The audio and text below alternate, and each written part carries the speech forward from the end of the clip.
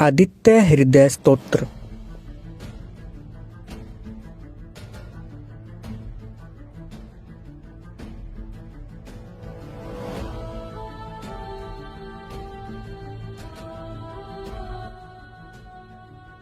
उधर श्री रामचंद्र जी युद्ध से थककर चिंता करते हुए रणभूमि में खड़े थे। इतने में रावण भी युद्ध के लिए उनके सामने उपस्थित हो गया। यह देख भगवान अगस्त्य मुनि, जो देवताओं के साथ युद्ध देखने के लिए आए थे, श्री राम के पास जाकर बोले, सबके हृदय में रमन करने वाले महाबाहु राम, यह सनातन गोपनीय स्तोत्र सुनो।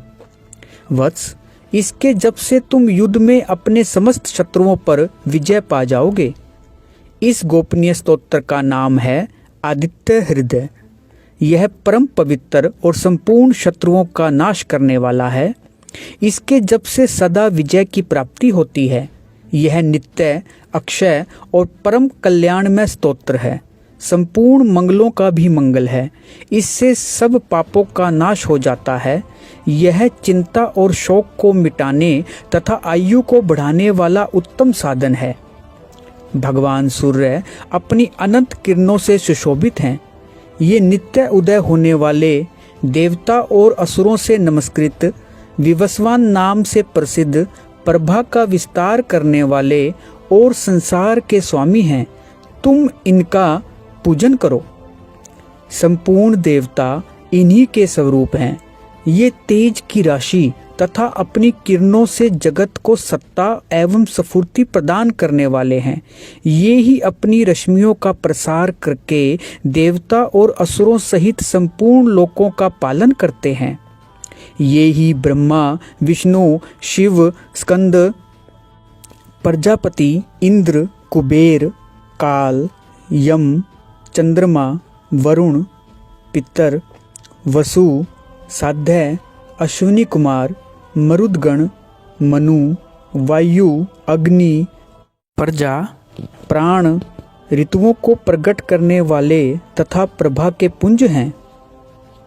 इन्हीं के नाम आदित्य, सविता, सूर्य, खग, पूषा, गभस्तिमान, सुवर्ण सदृश, भानु, हिरण्यरेता, दिवाकर, हरिदश्व, सहस्त्रार्ची, तिम्रोन्मथन, शंभु, त्वष्टा, अंशुमान, हिरण्यगर्भ, शिशिर, तपन, अहरकर, रवि, अग्निगर्भ, अदितिपुत्र, शंख, शिशिरनाशन, व्योमनाथ, तमोभेदी, ऋग, यजु और सामवेद के पारगामी, धनवृष्टि, अपामित्र, विंध्यथी, पल्वमगम, आतपी, मंडली, मृत्यु, पिंगल,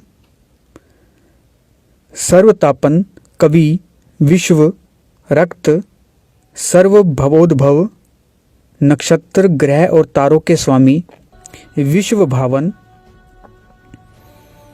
तेजस्वियों से भी अति तेजस्वी तथा द्वादशात्मा हैं। आपको नमस्कार है।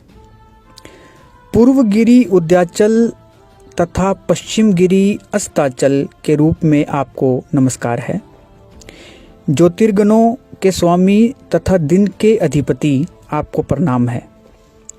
आप जय स्वरूप तथा विजय और कल्याण के दाता हैं। आपके रथ में हरे रंग के घोड़े जुते रहते हैं। आपको बारंबार नमस्कार है। सहस्त्रों किरणों से सुशोभित भगवान सूर्य, आपको बारंबार प्रणाम है। आप अदिति के पुत्र होने के कारण आदित्य नाम से प्रसिद्ध हैं। आपको नमस्कार है। उग्र, वीर और सारंग सूर्यदेव को नमस्कार है। कमलों को विकसित करने वाले प्रचंड तेजधारी मार्तंड को प्रणाम है। आप ब्रह्मा, शिव और विष्णु के भी स्वामी हैं। सूर्य आपकी संज्ञा है। यह सूर्यमंडल आपका ही तेज है। आप प्रकाश से परिपूर्ण हैं। सबको स्वाहा कर देने वाला अग्नि आपका ही स्वरूप है। आप रौद्र रूप धारण करने वाले हैं, आपको नमस्कार है। आप अज्ञान और अंधकार के नाशक, जड़ता एवं शीत के निवारक तथा शत्रु का नाश करने वाले हैं। आपका स्वरूप अप्रमेय है। आप कृतघ्नों का नाश करने वाले संपूर्ण ज्योतियों के स्वामी और देव स्वरूप हैं, आपको नमस्कार है।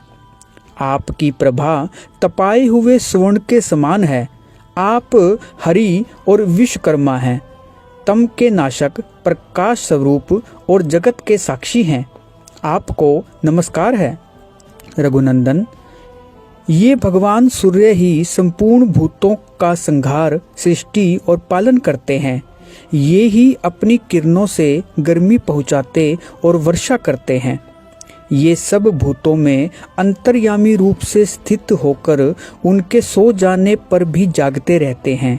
ये ही अग्निहोत्र तथा अग्निहोत्री पुरुषों को मिलने वाले फल हैं।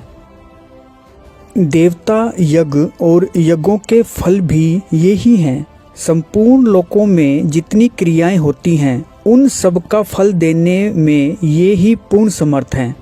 राघव, विपत्ति में, कष्ट में, दुर्गम मार्ग में तथा और किसी भय के अवसर पर जो कोई पुरुष इन सूर्यदेव का कीर्तन करता है, उसे दुख नहीं भोगना पड़ता।